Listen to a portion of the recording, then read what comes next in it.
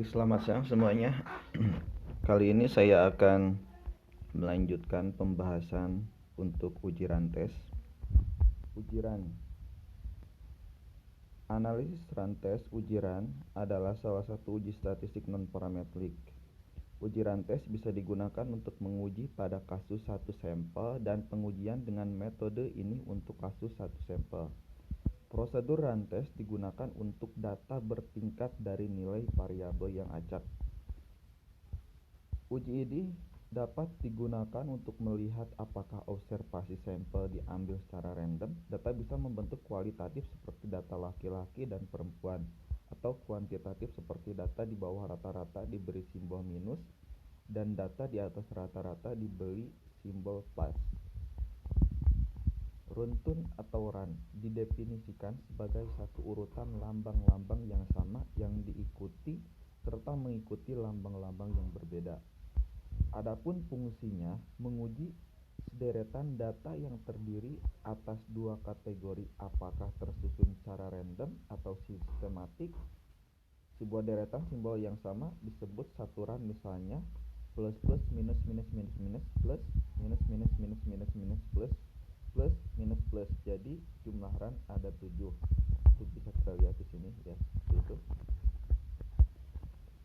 Jika ukuran sampel lebih kecil dari 20, data diubah dalam dua kategori, diberi tanda kategori 1 dan kategori 2 dengan urutan tetap. Hitung R run dengan urutan yang berbeda N1 dan N2. Signifikan gunakan tabel F1 dan F2 dan dibandingkan tabel F1 dan F2. Statistik uji hitung banyaknya runtun R. Tabel F nilai-nilai batas terkecil untuk menolak HO. Tabel F2 nilai-nilai batas terbesar R untuk menolak HO.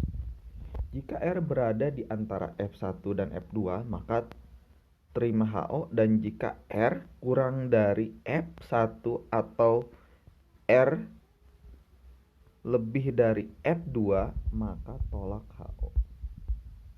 Nah, seperti ini jika ukuran sampel besar lebih dari 20. Data diubah dalam kategori, beri tanda kategori 1 dan kategori 2 dengan urutan tetap. Hitung R-run urutan yang berbeda, nilai berbeda N1 dan N2. Signifikansi pada sampel besar lebih dari 20 digunakan tabel Z kurva normal. Seperti ini contohnya ya. Contoh kasus.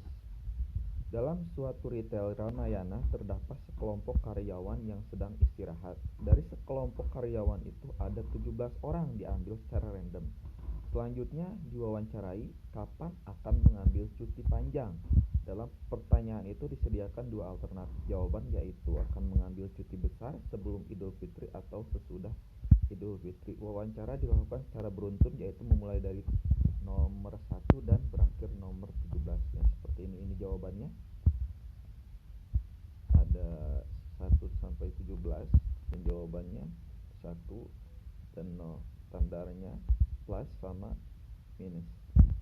Seperti ini keterangannya. Kalau misalkan 1 mengambil cuti besar sebelum Idul Fitri dan 0 mengambil cuti besar sesudah Idul Fitri, apakah data di atas tersusun?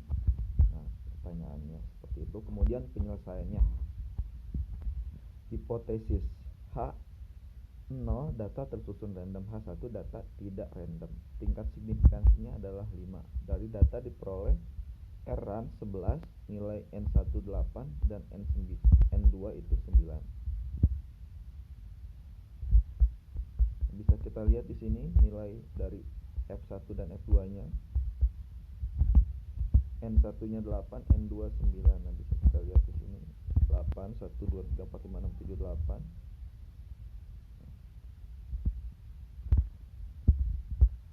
Dan 9.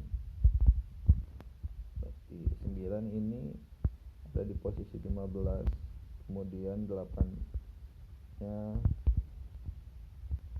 4 ya.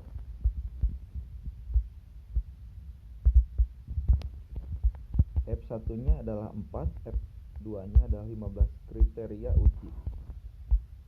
Jika R berada antara F1 dan F2, maka terima HO. Dan jika R kurang dari F1 atau R lebih F2 maka tolak HO. Karena F1 4 dan F2 15 maka R berada di antara F1 dan F4 sehingga HO diterima. Artinya data tersebut disusun